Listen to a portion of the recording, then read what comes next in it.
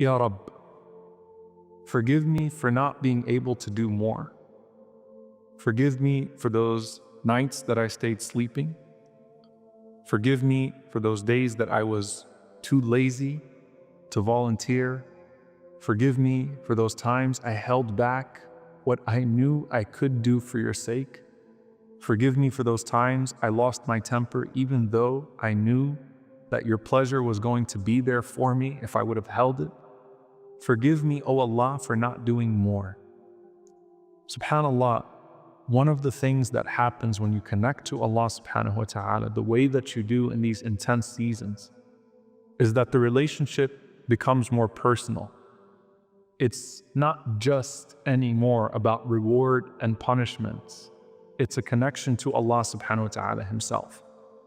And just as the greatest gift in paradise is being able to see him day and night, the greatest gift in this world is to develop a relationship with him to where your greatest joy becomes his joy and your greatest disappointment becomes when you displease him.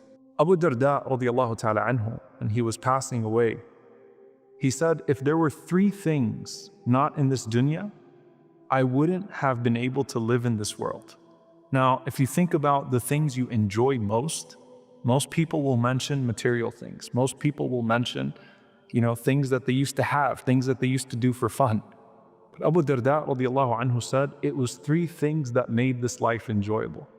He said the joy of spending a hot summer noon in thirst because of fasting.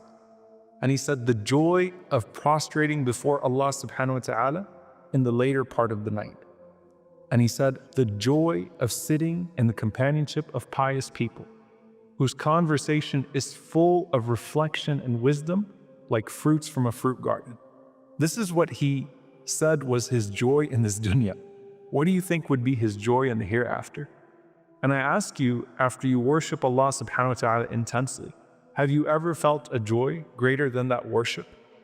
And when you leave this world, don't you think you'll miss it? Because you have an opportunity to please Allah subhanahu wa ta'ala, and that door is closing and closing and closing. And you want to meet Allah subhanahu wa ta'ala having put forth the best of what you could put forth. And subhanAllah, this is true even of the best of people.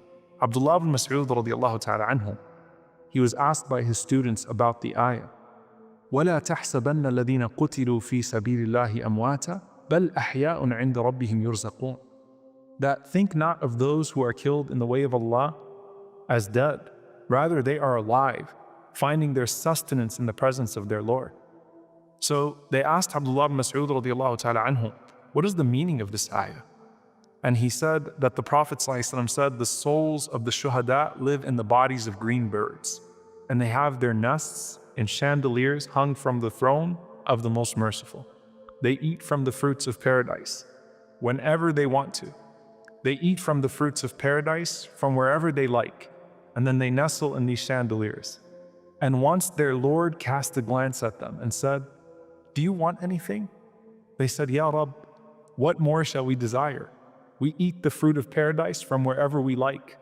And then Allah subhanahu wa ta'ala asked them again.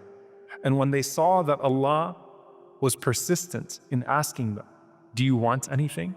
They said, Ya Rabb, we wish that you could return our souls to our bodies so that we could be slain in your way again and again and again.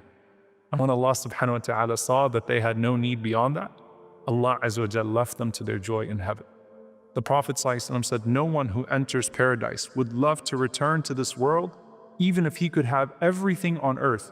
Nothing would make you want to come back from this world. Nothing that could be possessed would make you want to come back.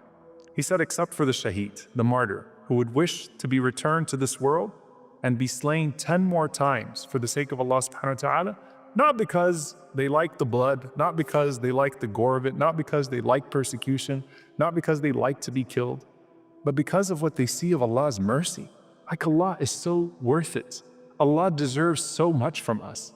And it's just out of love for Allah subhanahu wa ta'ala that a person would be willing to sacrifice everything for him at any point.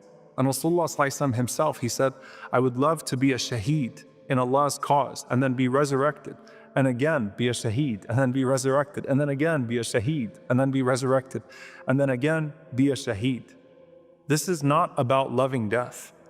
This is about loving sacrificing for Allah subhanahu wa ta'ala, because you see the sweetness of sacrifice and the generosity of Allah subhanahu wa ta'ala in paradise. And the regret of missing Jannah is the regret of the people of hellfire. The regret of the people of Jannah is that they could have done more for Allah subhanahu wa ta'ala. You see, you get to a point in your relationship with Allah that you enjoy doing for Him because you love Him so much. That doesn't mean you don't want His reward. That means the greatest reward is in knowing that you are pleasing Him. And your only regret is that you'll never be able to do for Him what He does for you.